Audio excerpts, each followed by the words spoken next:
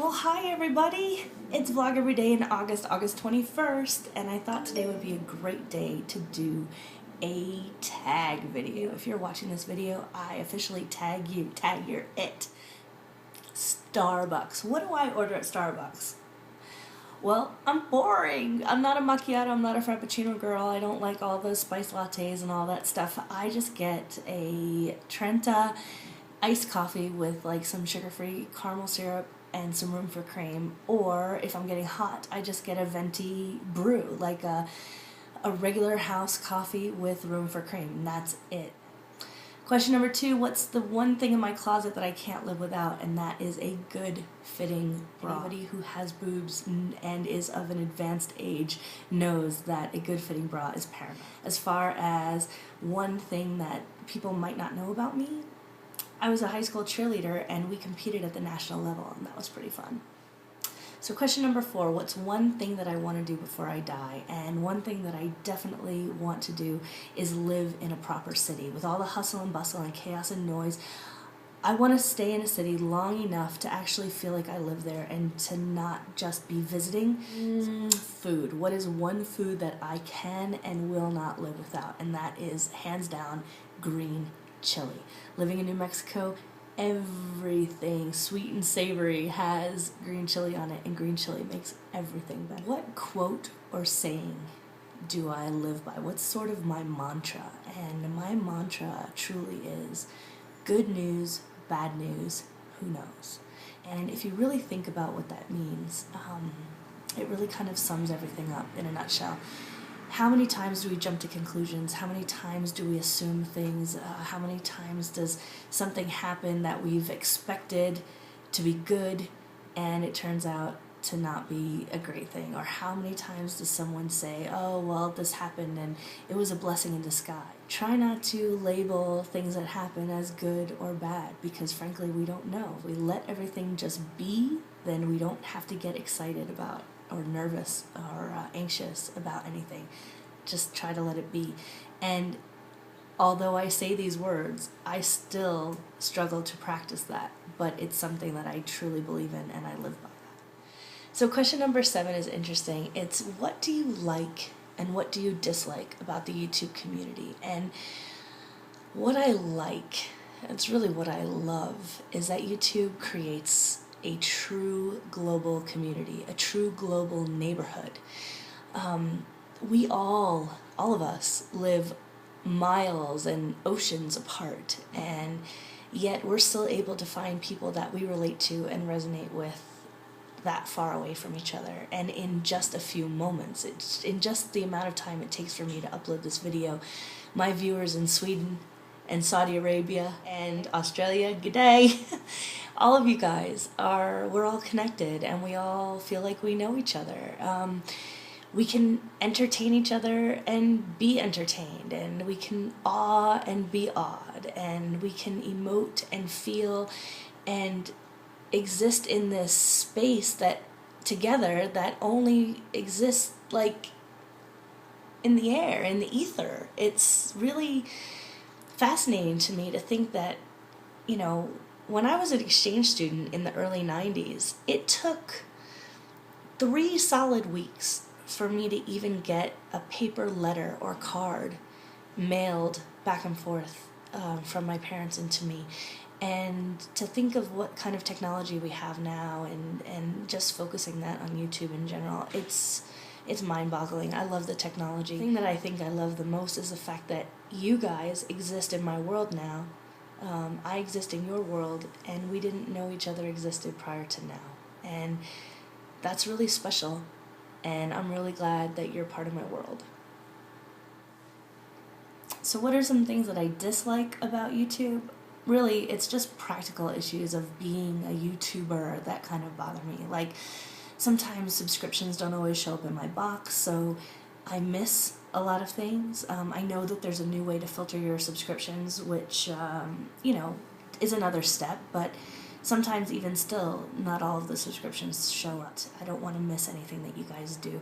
And I love everybody that I've subscribed to, and I subscribe to new people every day. So it's really exciting to me to see new stuff. I just hate when I miss it. So that's kind of a practical issue that I have with YouTube. The only other thing that I dislike about YouTube right now is the fact that because this particular channel isn't super, super popular yet, I don't have the ability to set my own thumbnail based upon what I want. I kind of am at the liberty of one of the 3 options that YouTube gives me. Now, question number 8 is, what is the most frequently listened to song on your iPods? And look it up to see what was the most played song in my list, and it was Bad Romance by Lady Gaga. Yep. Okay, so question number 9 is asking me about style. What is my style? What kind of style do I identify with? And frankly, I don't really have a style. It's something that I've always wanted. I think I know what style I would have if I could fit the clothes that belong to that style, but this fat has robbed me of style for, 10, 15 years. So my style is confidence. My clothing options, frankly, are limited to what fits me and what I can find flattering on me and what makes me feel confident in going out and greeting the world. Sometimes I feel confident in things that don't necessarily flatter me, but really by wearing the confidence, it doesn't really matter, because that feeling of confidence goes a really long way. Question 10, what is your favorite number? My favorite number is 17, or one of the best years of my life so far. There have been several really good banner years, and we're in one right now, as a matter of fact. I've had an amazing 38th year so far. But 17 was one of my favorite years in my life, and the number 17 just seems to follow me around. I don't know if that's my personal filtering out 17, and I kind of just am programmed to see the number, but it just seems like that number follows me around. What are 2 hobbies that I have? Question 11. The past couple of years, one of my main hobbies has been YouTube. And about a little over a year ago, going on 2 years, I started a laser hair removal journey, and I started a channel for that, and I get hits on it every day, much like I get hits on this, comments and questions and emails all about my laser hair removal journey. And I got from basically underneath the tip of my nose to my ears, sideburns under here, all the way across, so mustache, this area, and I got my Italian lady beard zapped in my life. 2 main hobbies that I've had over the course of my life, varying degrees and at various times, have been dancing. I am a dancer. I love everything. I love the performing arts, so theater, musical theater, singing, dancing, that kind of thing. I did a lot of community theater as a kid. I did some as a teenager and some as a young adult as well. I hope to get back into it now that my schedule is a little bit different, and I just kind of need to get my way back into the scene again, I guess. But I love to perform, and I love to dance, tap, ballet, jazz, belly dancing. Big dancer. I love to feel music through my body and express it. If you don't consider traveling a hobby, then I would say photography. I love photography, and I admire other people's photography. Capturing one moment in time. It's really interesting to sort of freeze frame just one single moment. To me, it's a very metaphysical and psychological, very deep process. So question number 12 is asking what my 2 pet peeves are, and I will say the first one is so easy to tell you. I can't stand when someone tells me about how they gamed the system, how they worked over a plan, or finagled a way around something, or got something for free that they shouldn't have, or coerced somebody out of something, or manipulated a situation to their benefit. It drives me mad. When someone tells me something like, they took a bathrobe from a hotel, and they justify it by telling me, well, hotels are so overpriced anyway, it's just like built in, so I deserve it because I paid this exorbitant amount and I stayed 5 nights, so I deserve it. I get so frustrated with that kind of bullshit. To me, that is contributing to the problem and making everything worse for everybody else and just perpetuating the issue, and I can't stand for it. So that's pet peeve number 1. Okay, on a lighter note and gross, pet peeve number 2 for me is bad breath.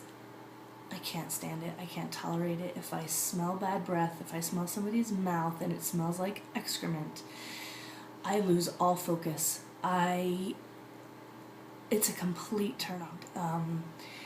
The worst part about it is that it's impossible to tell somebody. It is probably the most devastating news you can give to someone, except for the fact that their parent or their pet or their best friend just died.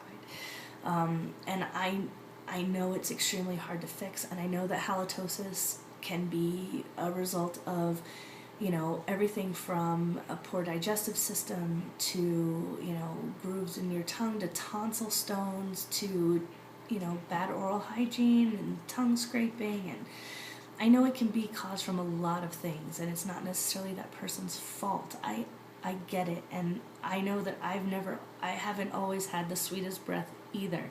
I just know that it's something that really affects me in a visceral way.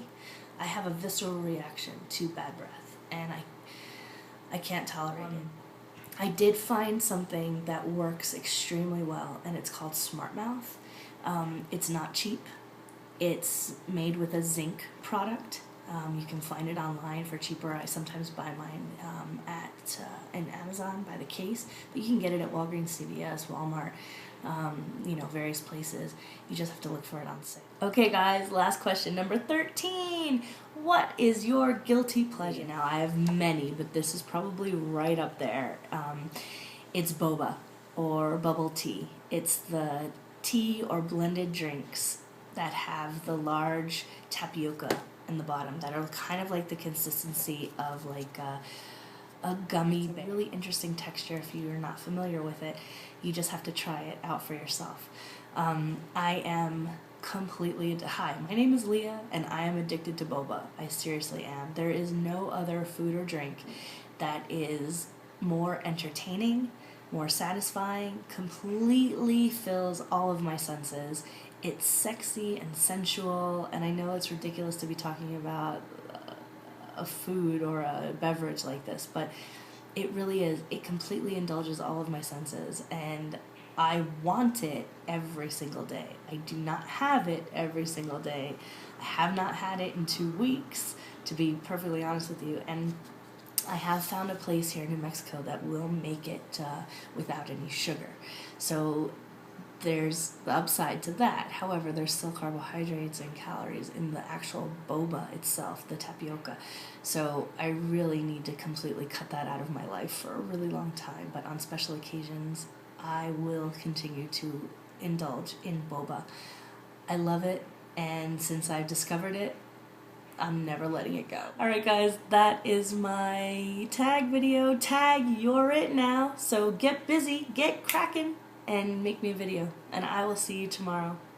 Have a wonderful night, and go drink some water.